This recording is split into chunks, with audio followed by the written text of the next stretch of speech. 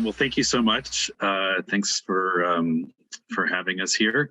And as Paul said, I'm Jeff Piepmeier, part of the FujiNet team, and I'd like to thank Petar for being a great cheerleader and talking me into giving this talk at KansasFest. This is my first KansasFest and my first KansasFest as a speaker.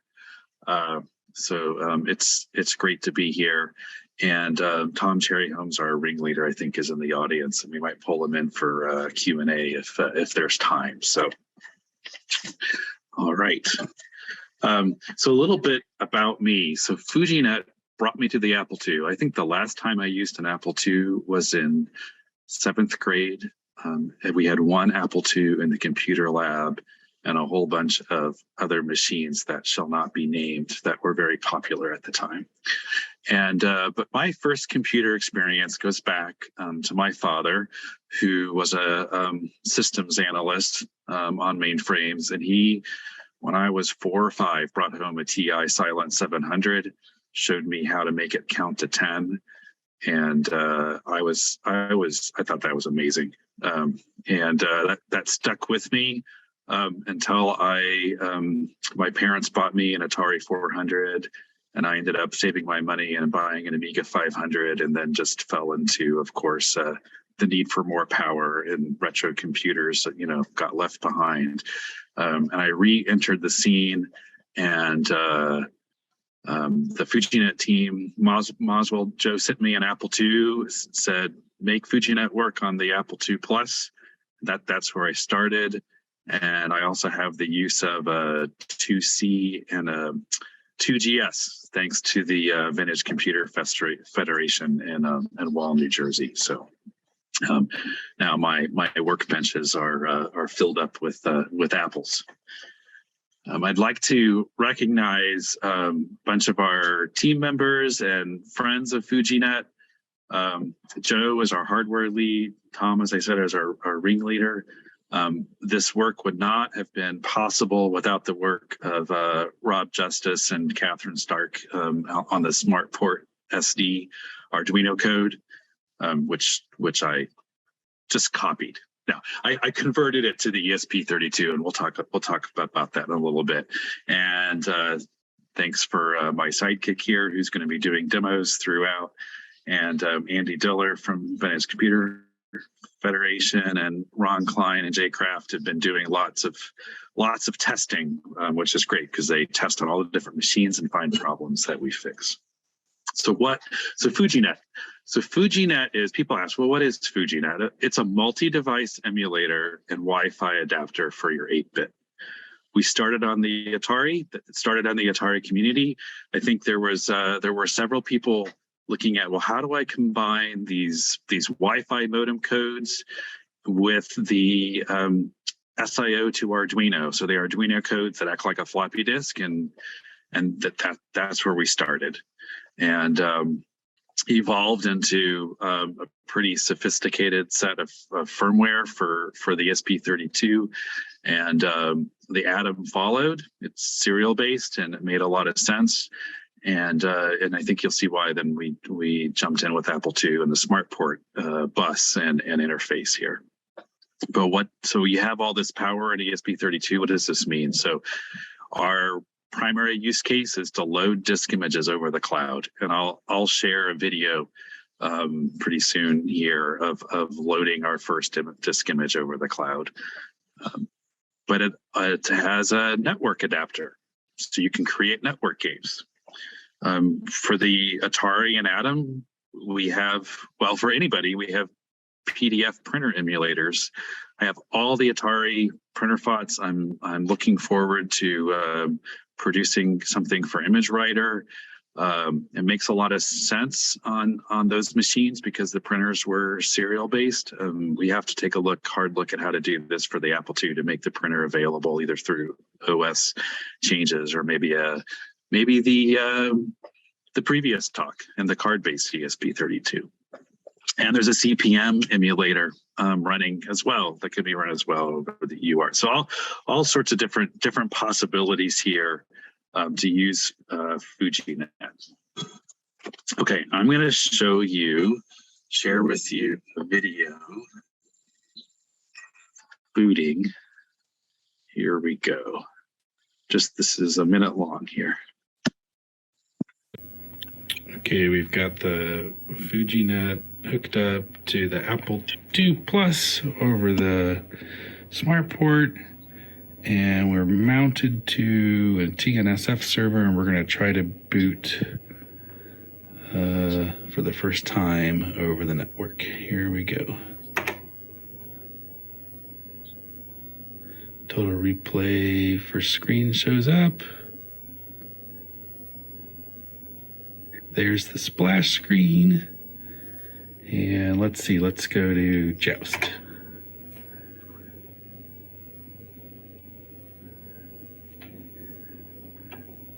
Or maybe we'll go to Jumpman in honor of, there we go, the first Atari boot. Great. So what do you see here? This unit right here is the very first version of the Atari FujiNets. We call it our 1.0 version. And we have this adapter that we built, that Joe built to hook in our logic analyzer taps. And so I just use it as an SIO bus tap. And you can see this ribbon cable back here running to the Disk 2 controller. And so the very first boot, and Peter responded to this with his own video, because he's really into doing SmartPort interfacing. And so this is a DIY soft SmartPort interface using a ROM on a super serial card, a Disk 2 controller off this ribbon cable to our FujiNet here. And we're booting Total Replay off of a cloud server running TNFS. I'll talk about a little bit of that later. And on the left here, this is all the debug coming out. You can see SmartPort packets. In fact, if you squint, you can see the sync bytes right up here coming out for every SmartPort packet. And so, as I mentioned, this got some reactions, reaction video, and someone had showed this to Steve Wozniak and sent us back his response, and crazy. So that was really encouraging to see here. So we kept on going. Okay, so a little bit more detail about FujiNet. This QR code will take you to the GitHub if you're interested. But some of the things that that we have as a team, we set out at the beginning and said we're going to be open source. So it's open source hardware, it's open source software. That lets us expand the team, bring people in. We've got no concerns about keeping things proprietary or anything. And the open source hardware allows hardware vendors that are active in the community to produce this product. And we have 2 or 3 in the US and a couple in Europe that have been making these units. And because the schematics were open source, there's even a couple people that have done incorporated them into other products and or made some variation. As I mentioned, the ESP32 microcontroller, it's the heart of FujiNet. So far, we've been able to avoid having to resort to CPLDs or FPGAs. Those are great, very, very powerful, but they're a barrier, I think, to being able to attract people to come help develop. They require very specialized knowledge, and if we have to use it, we will. But if we can find the right developers, but right now it's a lot of fun just being able to do this in all C++ code. And so even though the ESP is the core of the unit, each targeted vintage computer needs its own I/O circuitry because all the buses are different. So on the Atari, of course, this is SIO, and that's all open collector standard serial. And on the Apple, the SmartPort, we use IDC20 for the physical interface. It's TTL compatible signals, and some of them have to be gated with tri-state buffers. So each unit, we end up making our own hardware for each one. But there's a common software platform, and that's been really important for getting things up to speed quickly. So we use Platform IO and VS Code, which is an Internet of Things framework. And we started out in Arduino, and we switched fairly quickly over to the ESP IDF. We had an amazing programmer join us, hung around for a bit, did the conversion in 2 weeks, had a family emergency, and we haven't heard from him since. But almost like an angel who swooped in and got us converted over. It's been fantastic. But this allows us to reuse common elements across all the systems. So our file systems, the SD card file system, the TNFS file system, the web interface I'll show you just works. The network protocol adapters, so being able to talk TCP, being able to do TLS, and things like that, JSON interpreter, all these things are built in the background and available for all the different platforms to use. And we just had to have developed the classes that talk on the bus and talk specifically to the different devices. Okay, so now this is what I had to learn. I'm new to Apple. Someone dumped this in my lap, and this is what I love about this development: is learning new things, discovering for me the first time, things about these new platforms.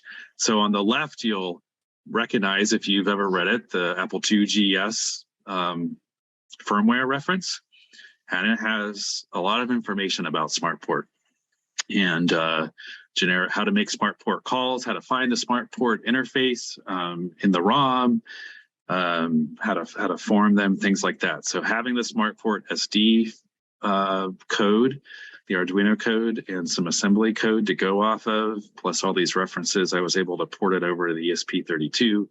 Also had to learn how this IWM, the integrated WAS machine, works and talks back and forth. And on the right, if you've ever looked at the signals coming out of the disk controller, you might recognize these types of waveforms. But the ESP, the FujiNet, needs to synchronize itself to these 4 microsecond edges to receive ones and zeros.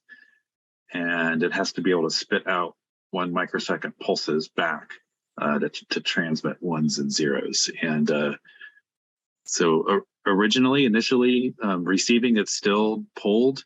We just pull and sync up to the sync bytes, and we sync up on the last edge of a byte and just exclusive OR the previous state with the current state to get the ones and the zeros. For sending data back to the Apple II, I originally was using bit pinging, and it was working. I think it was working fairly well until we went from the ESP Rev B silicon to the Rev C silicon. And as far as we know, nothing in the compilers changed at all the exact same code, but the Rev C silicon would hiccup on the bit banging. Fortunately, was able to use the SPI bus, and it's beautiful, of course, hardware synchronized 1 microsecond. I think that we have a lot of work to do to be able to do that with Disk 2 emulation, but SmartPort, it works fantastic. So into reading and writing blocks, which we need for block devices. Also learned how to do status and control and initialization SmartPort calls. So how did I do this? So I started, and I used the FujiNet just to bootstrap itself, essentially. Once I could boot up a disk, I boot up into ProDOS and drop into BASIC, and then into the monitor, and I started using the monitor to use the machine language interface. So what you see here is a jump to the SmartPort interface to call a status command, and The parameter list is at 313, hex 313 for the status command. And the results then are the routine returns to 306. And we know how many bytes were returned and whether or not there was an error, and the register results are stored there. And I saved this out using a binary save. And then from basic, I wrote a little basic program. I can poke in what status code I want to do. I can call this routine, get the error code back, find the response, and even copy it into a string and print it to a screen if I want. So that's how I started. Once I got that down, then I was able to put this into CC65, which I'll spare you the gross details. But this was really important for what we call config. And config is a CC65 program that is written at a high level for all the machines. And then, so Apple, Atari, Atom, and but then of course, the screen I/O and bus I/O are all specialized. But this is the basic kind of interface that we have. And so we can boot into config, and there we can pick a source location for disk images, SD card, or the different servers, and then load up disk images in the drive slots. And so if Petar's ready, maybe he can show us booting up into config. We'll be daring and do a live demo here. We'll bring it up. This particular Apple IIe has a VidHD in it, so it takes a little bit to get to the screen, but there it is. All right, so right now, currently running the revision 0 card from Oswald. And it's just attaches to, right now it's currently on a real Lyron card just because I have one connected to it. And then you bring it up here, number 5. That drops you into config, or at least when you come into it, it tells you what is configured. Come in, and so let me go into this part, which would then basically, it shows you what Wi-Fi endpoint that you're setting up for. And the first time you bring up the device, it basically walks you through setting up what SSID you want. You can pick and choose from it. So we can do that here too. And I don't care if you have my local password for my local WAN right now. So it'll go through, it'll search the networks. This is kind of pretty cool to see on an Apple II as well, where it picks up which networks you have available. And it's just pulling out across from the ESP side. All right. Whoops.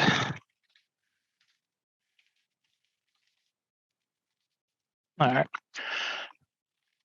And then go ahead. It supports, I was going to say, we support, I wrote upper and lowercase routines for all the Apples, including the 2 Plus. So you don't have to change your password to all uppercase. Yes, that comes in very handy. And also delete works. So, yes. All right, so that's what other parts of config do we want to see? Yeah, I mean, you could. How about mount a disk image off of one of the servers? Yeah. All right, here I'll do one of the remote ones and see if my DNS is fully working. Yes, it is. All right. So this is out on it's the DigitalOcean server you guys have, right? Okay. Yeah. So the FujiNet online replay image. Yeah. Yep. So we can grab total replay, and then you have the ability to throw it in whichever of the 4 SmartPort slots that are there. If you want to boot from it, you boot from slot device 1. So right now I have one of the Netcat ones in there, which we may show a little bit. But let's say it's in 1, it'll be mapped there. I'm going to map this as read only. So hit R, and then essentially to start the boot process, hit escape, and it'll drop you in. If you're on a Lyron card or a, well, I actually think it's right now just the Lyron card, I believe I've tested it with. It'll do the auto boot like this, but on some of the DIY SmartPort solutions and the Yellowstone, you end up having to either do a control open Apple escape or a control open Apple reset or a regular control reset in order to then get it to boot and then do PR number 5. Yeah. But that's all great. SmartPort related stuff. Okay. Thanks a lot, Petar. Maybe you could have the ISS one queued up for the end of the talk. And so I'll switch back over to my charts. Let's see here. Share my screen again. And that's great. So currently we support just flat, plain, unadorned PO HDV images. Those will grow and change as we move forward and get more help. In principle, I don't think there's really any limitation to necessarily what we support in terms of block devices. And I have on my to-do list to start in August. I actually started a little bit now, but I'm really interested in trying to implement a disk 2 emulator. And I don't know if we'll, be as rigorous in the end, if we'll be able to support all the crazy synchronized tracks and the copy protection schemes, but we'll try. We'll see. Okay, here. So what's so special? Okay, so one more little geek out thing here about what's so special about config and SmartPort interface. So I mentioned the common core code for all the FujiNets, but I exploit the SmartPort interface specification because we have to control the FujiNet. As you just saw in the demo, we have to tell the FujiNet which network to join, which server to go to, get information about what disk images are available. And all this is implemented using status and control commands in SmartPort. So we're using SmartPort, at least in my opinion, I'm using SmartPort the way it was designed to talk to smart devices and sending information back and forth to control the device. And so there's about 30 commands that are common to the FujiNet that are on the other platforms as well. And these are these are just the SmartPort command IDs here for some of these here. So like get the SSID information or tell the FujiNet to scan your networks and then send the results back, mount hosts, mounting images, read directories, things like that. And the other neat thing about this is we do not need a display. We don't need to include an LCD display or anything like that because we have config and we have a web interface that I'll show you. Some people like the displays, and in fact, it's interesting. We talked to the vendor for the Atari units, and he says he's still selling the equivalent drive, the drive emulator for the Atari that's probably equivalent to floppy EMU. It's called S-Drive Max. He says those are still going out the door. The demand for those is still high. It has a display, and I think that some people like that display. Great. I don't want to run anybody out of business. But we have this unit, and so we're taking advantage of having a network. So I love to play Joust off the total replay. It's a lot of fun. But other things you can do. So I actually talked about using the FujiNet itself to learn how to use SmartPort and send status requests and control commands. So you can do that in BASIC and the monitor. I've also booted up on the 2C into AppleWorks 4 and created a file and saved it and reloaded it and edited it. So it works. In fact, I used AppleWorks I originally used AppleWorks because I wanted to see how SmartPort devices were enumerated, and AppleWorks will show you the first 2 block devices, and that's how I knew that we had something that worked as a SmartPort device, because it would return a status command with its device name. So that was interesting. What else can you do? So Ron's been busy trying to break FujiNet, hooking up booting all sorts of crazy stuff, booting it up, using his 2GS, things like that. So he booted into Apple II desktop, A2 desktop, and ran this. I can't remember what this game was called. Some Candy Crush or something like that. He used the web interface. So this is the web interface. It's hooked into internally what we call the FujiNet device, which is a part of the FujiNet framework. And so we built everything. And one day, Ron was using the web interface. I said, "What? The web interface works? It just works." You can see, you can mount hosts, you can mount disks, things like that. So he used this to mount an Arkanoid image, booted into GSOS using his MDT compact flash disk emulator, and GSOS recognized FujiNet as a disk device. Now, I think this is as far as he got. I know that Petar is trying to use GSOS, and there's some things we have to work through to get it all to be compatible.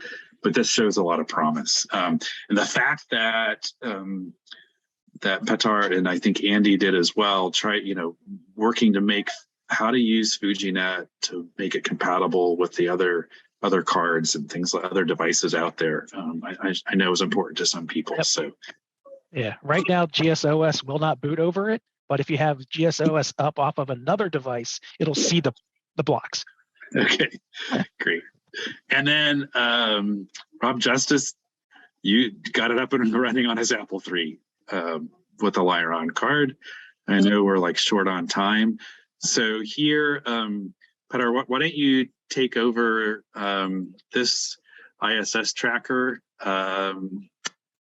You can demo this. So I will stop sharing. And and there was one more person I wanted to recognize. Oliver Schmidt actually recently took the ISS tracker code, augmented it to make it compatible with the Ethernet, which is really neat because if we can go from FujiNet to Ethernet, we can probably go from Ethernet to FujiNet code. Yep. And have lots of networking options for people. So hats off to you, Oliver here. So FujiNet. So what is this ISS tracker doing? So this is, of course, a world map. It's using the built-in protocol adapters to go to an open API to grab the ISS orbit location data and using the JSON parser that's built into the FujiNet, so you don't have to run that on the Apple II to get the information and display it. And this app here runs across all the platforms. This has been like the common app running on Atari, running on Atom, running on Apple II now. Why is that important? Because this leads to the ability to have cross-platform interaction between programs. There's already a Connect 4 that was written for both the Atom and the Atari, and you can play a network game. So if you're so inclined, maybe we can get some network games running, things like that. So I think the possibilities are really endless. And I believe this updates every minute or two. Is that right, Jeff? Yes. Yeah. And I'll leave you with two things here. So we have a development board that Joe's made, the Fuji Apple. I couldn't resist the pun. So the Fuji Apple Rev 0. So this requires an ESP32 Rover dev kit board, the dev kit C. And but it provides the IDC20 connector that's keyed. I recommend that if you can also just build this straight off of a 32. Just check your 12 volts to make sure you don't have your ribbon cable backwards. And has logic analyzer tabs, SD card readers, things like that. And so I'm really looking forward to being able to get mine up and running. And let's see, is there anything else? So join us. We have a great time. This is our QR code to our Discord server, where a lot of action is going on in FujiNet, and we've got all sorts of areas people can work, and all the way from assembly language on the Apple II to Python on modern machines. So there's lots of opportunities, and the more the merrier in my view. So thanks so much. It's been a lot of fun. Thank you all.